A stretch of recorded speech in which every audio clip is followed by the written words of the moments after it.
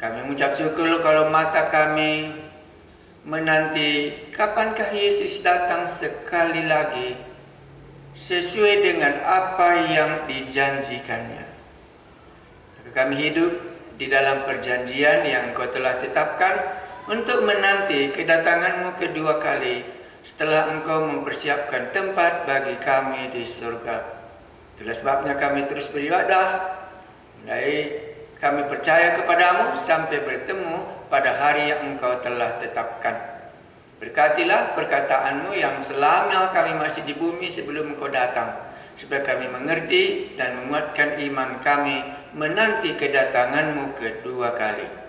Dalam nama Tuhan Yesus kami berdoa. Amin. Mari kita lanjutkan Markus yang sudah kita sampai pasal 14. Kurasa kita hari ini ayat 43 pasal 14 sampailah ceritanya Yesus ditangkap. Jadi cerita semakin hari semakin menggenapkan apa yang dikatakan oleh Yesus tentang dirinya sendiri dulu. Karena pasal 8 dia sudah menceritakan tentang anak manusia akan diserahkan ke dalam tangan orang yang berdosa. Baru pasal 14 kita baca memang benar. Jadi apa yang dikatakan Yesus tentang dirinya sekarang digenapinya untuk dirinya sendiri. Markus 14 ayat 43. Yesus ditangkap.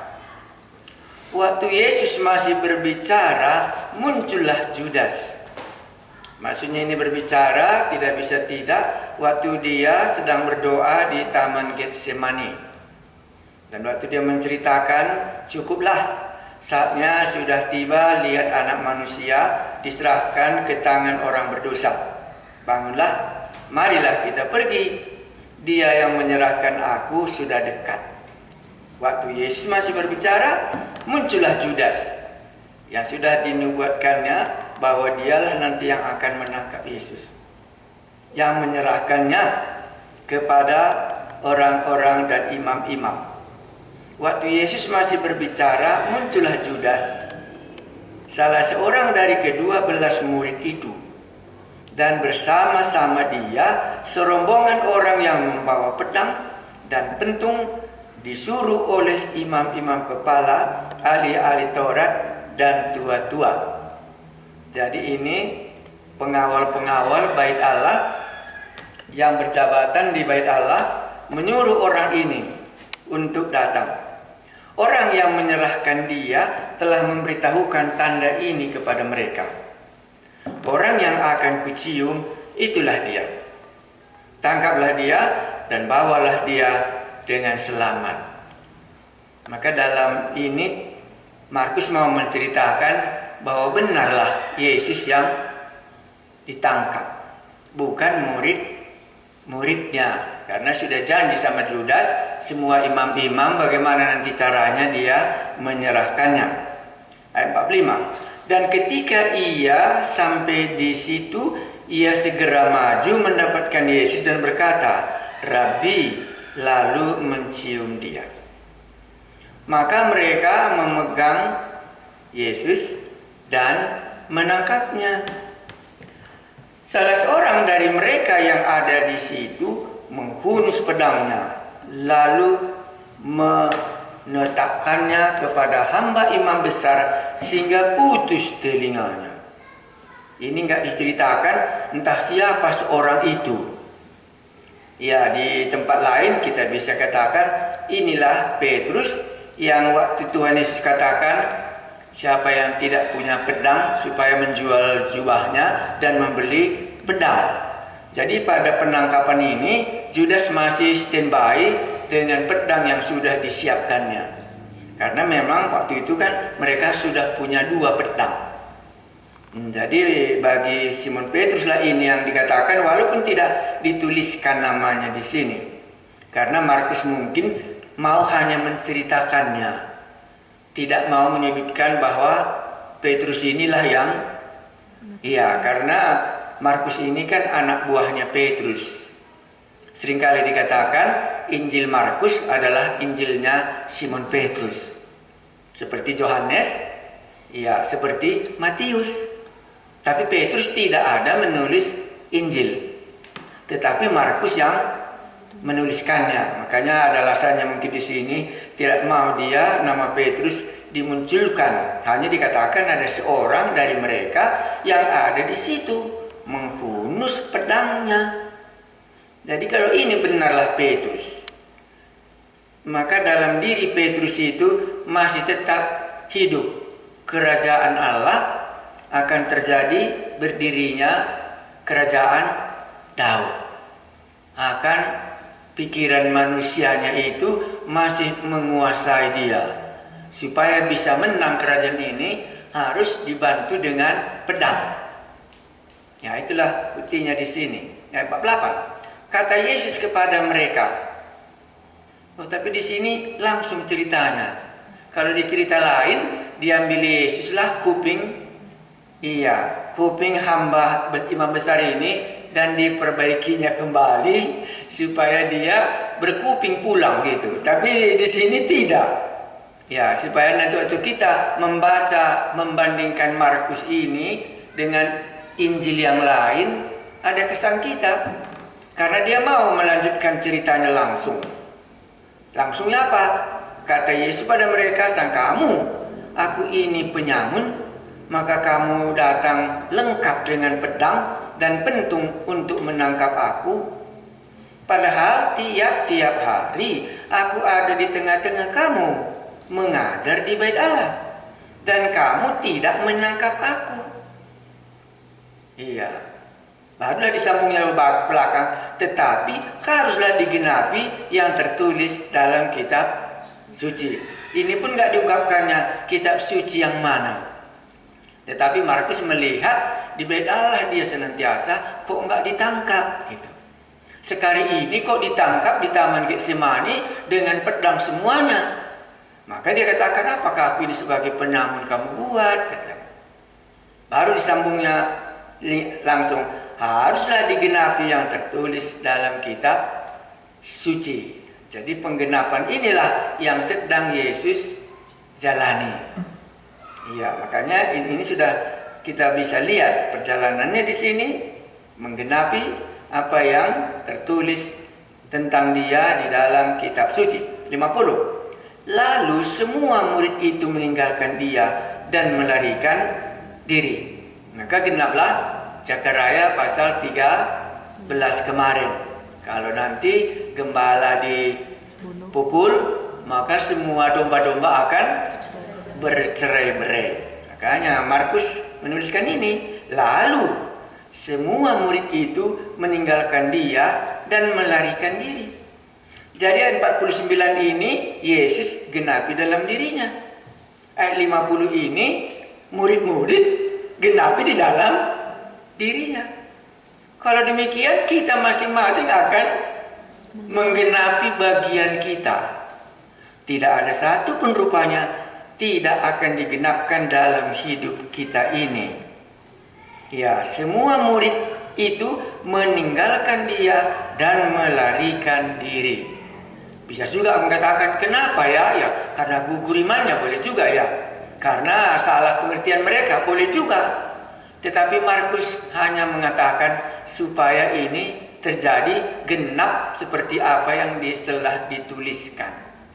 Termasuk kepada diri Tuhan Yesus dan termasuk tentang diri murid-murid. Maka kita sekarang juga menanti kapan Yesus datang kedua kali. Tidak bisa tidak, semua juga akan mendapatkan bagiannya.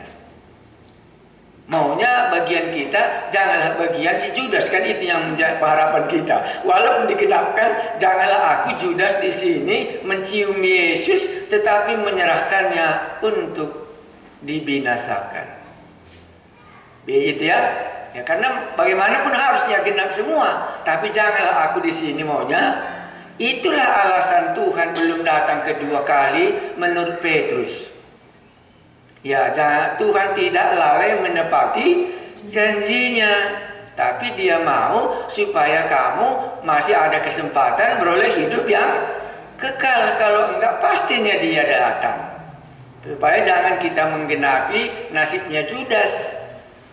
Mana tahu Anda berpikir nasibku nanti bagaimana? Nah, makanya dibilangnya di sini 51.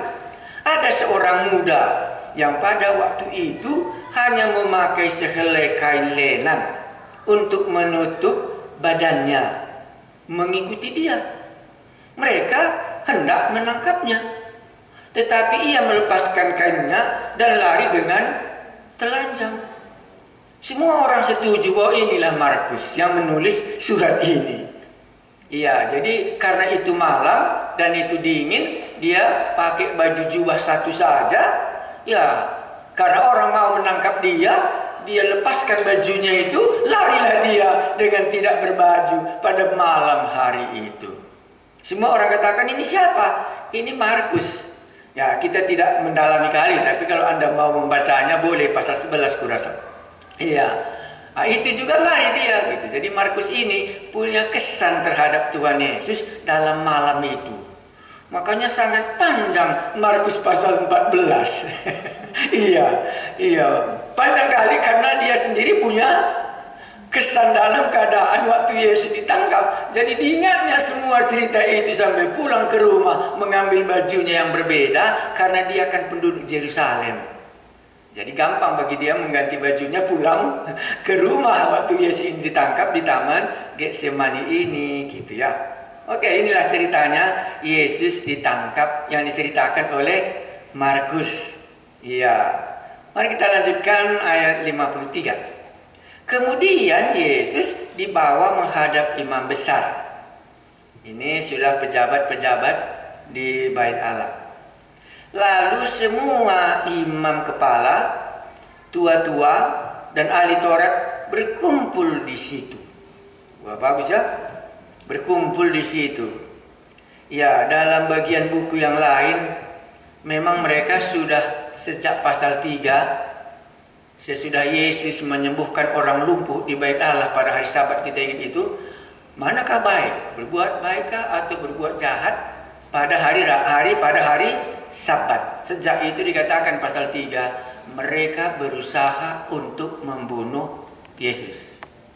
Dan nekatnya ini diteruskannya sampai ayat 53, tercapailah cita-cita mereka untuk menangkap Yesus dan membunuhnya, membalaskan sesuai dengan apa yang mereka sudah dalam hati mereka pada hari Sabat. Yesus menyembuhkan pada Bait Allah karena Yesus menurut mereka melawan undang-undang agama mereka. Kita lanjut ya. Kemudian Yesus dibawa menghadap imam besar. Inilah dulu yang dibawa. Lalu semua imam-imam kepala, tua-tua dan ahli-ahli Taurat berkumpul di situ.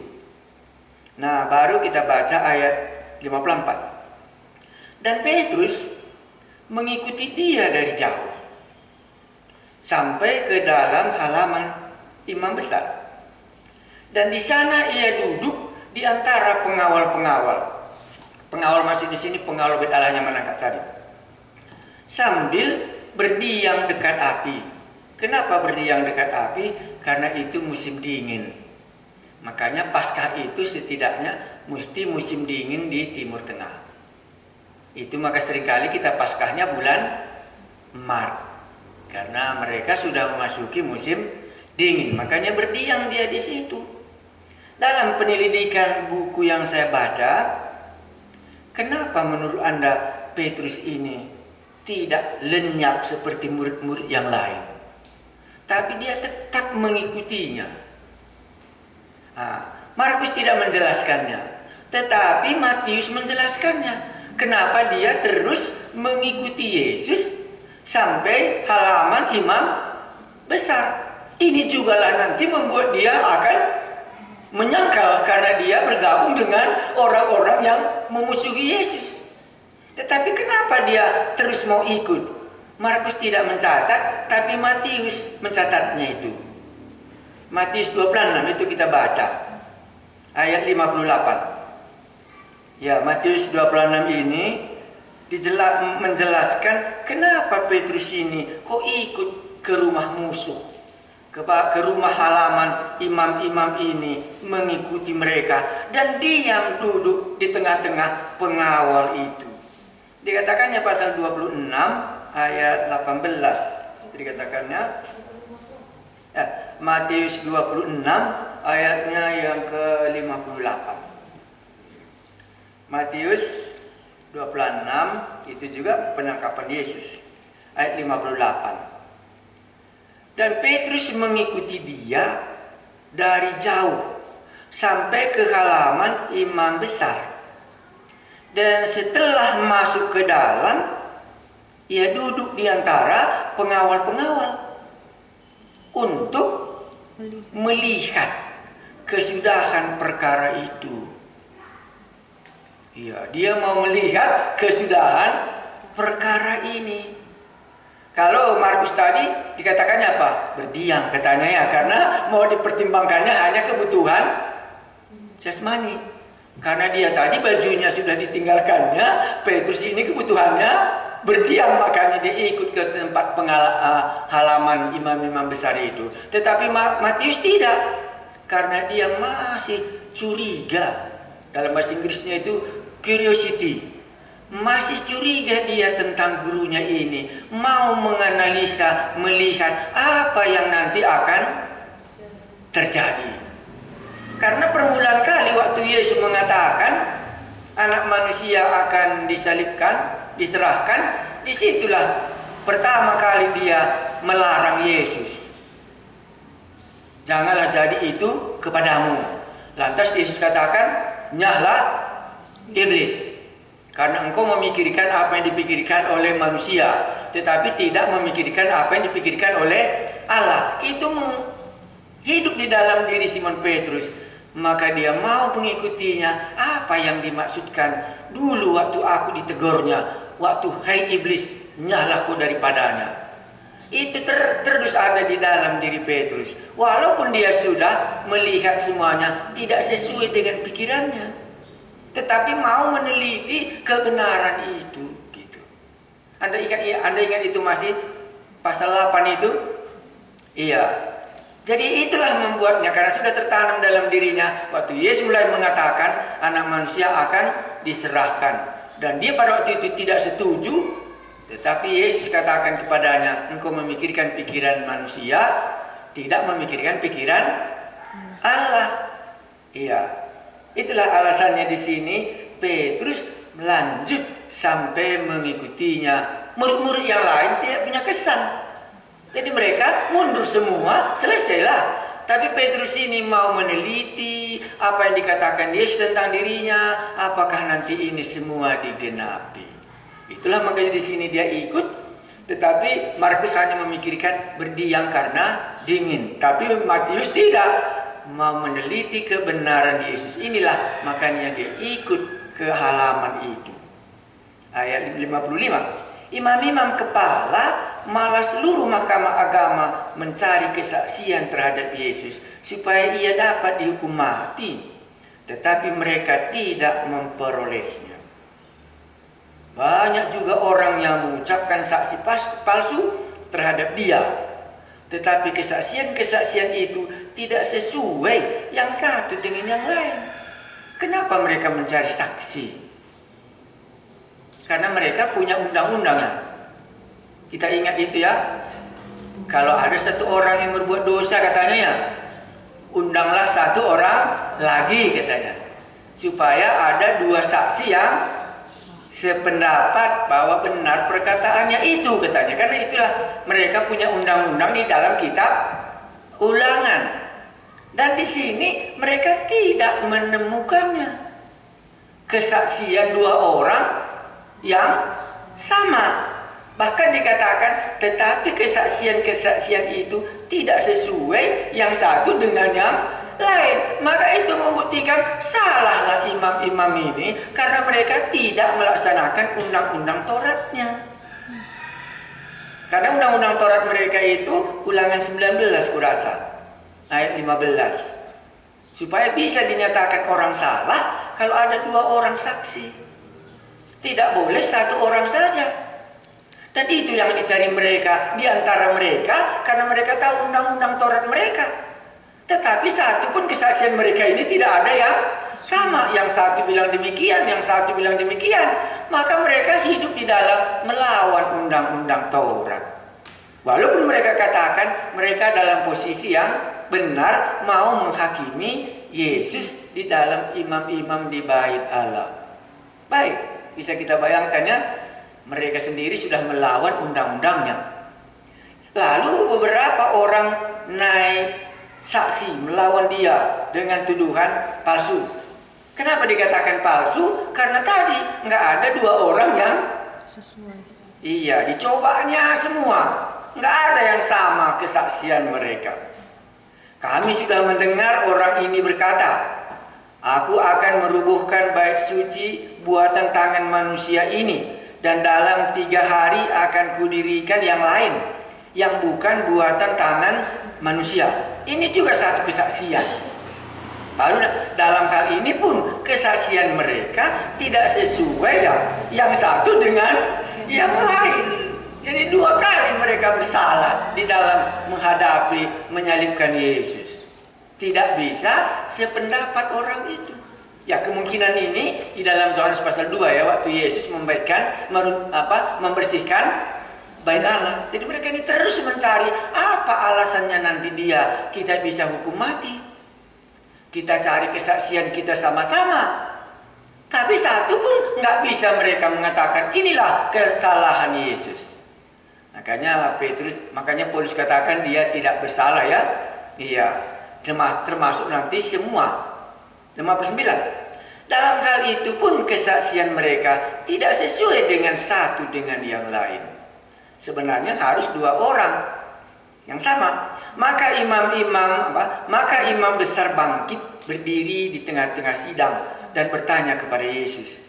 Katanya, "Tidakkah engkau memberi jawab atas tuduhan-tuduhan saksi-saksi ini terhadap engkau?" Nah, inilah yang menarik bagi Petrus kalau Anda baca buku 1 Petrus. Maka Petrus nanti akan menulis, diam saja dia walaupun waktu dia dicaci maki. Jadi Petrus ini karena dilihatnya tuannya tidak menjawab. Jadi waktu dia menulis surat, ingatnya itu dalam 1 Petrus pasal 2, waktu Yesus dicaci maki, dia tidak membuka mulutnya dan dia diam saja. Nah, jadi disinilah yang menjadi kesan mereka. Tidakkah engkau memberi jawab atas tuduhan-tuduhan saksi-saksi ini terhadap engkau? Bisa juga Anda katakan seperti keluh dia dibawa ke dalam pembantaian dan dia tidak membuka mulutnya. Jadi dia diam itu menggenapkan apa yang sudah dikatakan tentang dirinya. Tapi kalau dia tadi menjawab semua, maka bukan inilah Mesias itu. Karena tidak ada ciri yang lain, semua sama dengan apa yang dikatakan oleh nabi-nabi sebelumnya, bahwa inilah Mesias yang akan datang. Maka dengan diam dia sudah menggenapi sebagian kitab Nabi Yesaya juga tidak menjawab. Imam-imam menjadi heran kenapa dia tidak menjawab. Apa kata ayat 61? Tetapi ia tetap diam dan tidak menjawab apa-apa. Imam besar itu bertanya kepadanya sekali lagi. Katanya, apakah engkau Mesias, anak dari yang terpuji? Nah, kalau di sini karena ini menyangkut tentang pengenalan akan diri Yesus, dia menjawab ayat 62, dia tidak diam dalam hal itu. Apakah engkau Mesias, anak dari yang terpuji? Maka langsung jawab Yesus, akulah dia. Dan kamu akan melihat anak manusia duduk di sebelah kanan yang maha kuasa dan datang di tengah-tengah awan di langit. Wah, ini bagi mereka mendengar jawaban ini, kembali mereka sampai ke Keluaran pasal 3 ayat 14. Mengenai siapakah namamu kalau nanti umat Israel tanya kepada aku, kata Musa. Maka jawabnya di sini, akulah dia. Aku adalah aku, tapi Markus memakai aku adalah dia. Ini tidak dia diamkan karena menyangkut tentang kemesiasannya yang sudah mereka itu tahu. Iya, makanya di sini bisa kita katakan, jawab Yesus, akulah dia, dan kamu akan melihat Anak Manusia duduk di sebelah kanan yang Maha Kuasa. Baru disambungnya apa lagi?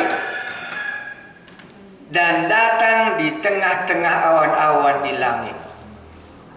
Jadi dalam pengertian mereka, oh inilah yang harus bisa menjadi alasan untuk dia ditangkap, karena dia sebagai manusia, sebagai anak Allah mengaku ialah ini yang berjumpa dengan Musa. Ini adalah Allah sendiri.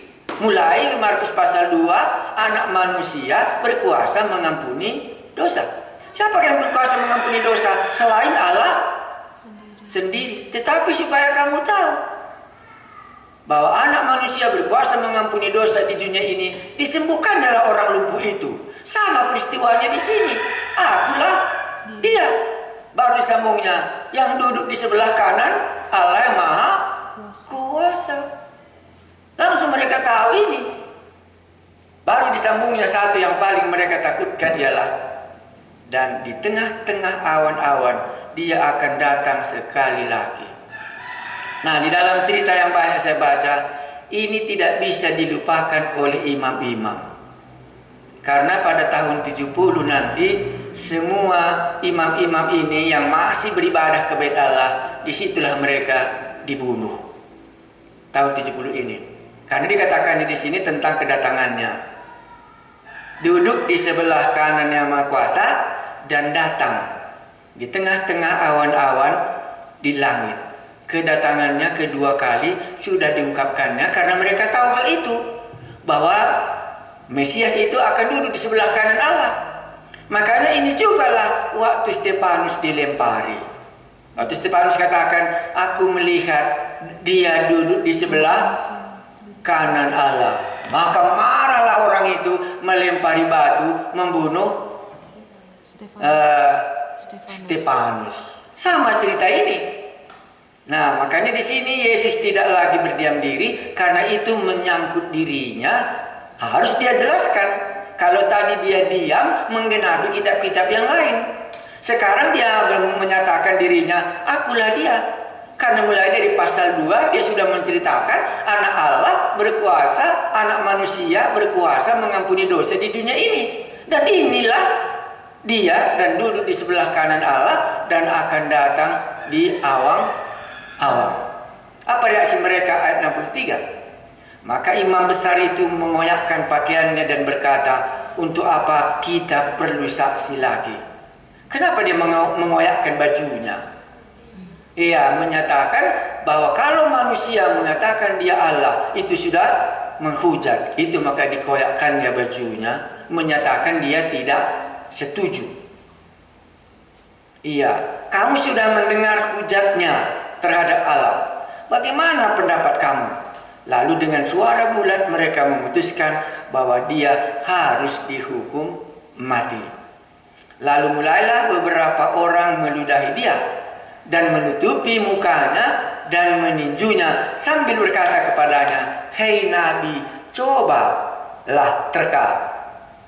Malah para pengawal pun memukul dia. Iya, jadi dalam kesan kita dalam waktu Yesus dihakimi oleh imam-imam besar, ya banyak yang digenapinya tentang dirinya sendiri, tapi banyak juga digenapi tentang murid-muridnya, tetapi tentang waktu berbicara soal akulah dia, supaya mereka tahu siapa yang mereka yang salibkan ini nanti. Nah, baru diceritakan di bawahnya mereka mulai mengolok-olokkannya karena kesaksian tentang diri Yesus sebelum mereka menyalibkan dia, cukuplah mereka mengenalnya. Di sini kita tidak bisa bandingkan dengan Matius karena nanti berbeda dengan Matius. Ya, waktu Yesus disalibkan. Apa yang bisa kita ambil dalam cerita ini semua? Ya, cerita ini semua bisa kita lihat tadi bahwa Petrus itu mau tahu bagaimana nanti ceritanya ya, diikutinya terus. Jadi banyak orang bisa seperti itu. Waktu didengarnya apa yang dikatakan Allah, tapi belum mantap sama dia karena dia masih hidup di dalam pikiran manusia. Baru ditelusurinya terus, pada waktu itu dia akan mendengar semua cerita Yesus. Ya, barulah mengenai murid-murid sudah meninggalkan dia, dan waktu dia ditanyain, dia tidak menjawab. Barulah kesalahan imam-imam di sini tidak bisa membuktikan apa kesalahan Yesus. Selain kesalahan Yesus mereka temukan, akulah dia yang duduk di sebelah kanan Allah dan yang akan datang di awan. Itulah cuma mereka bisa menyatakan. Maka inilah yang mereka salibkan. Maka mulai dari Markus pasal 2, anak manusia berkuasa mengampuni dosa. Tidak ada yang bisa mengampuni dosa kecuali Allah sendiri. Maka Markus mau mengungkapkan inilah yang mereka salibkan karena mereka tidak bisa menerima dia bahwa Yesus itu adalah Mesias, anak Allah.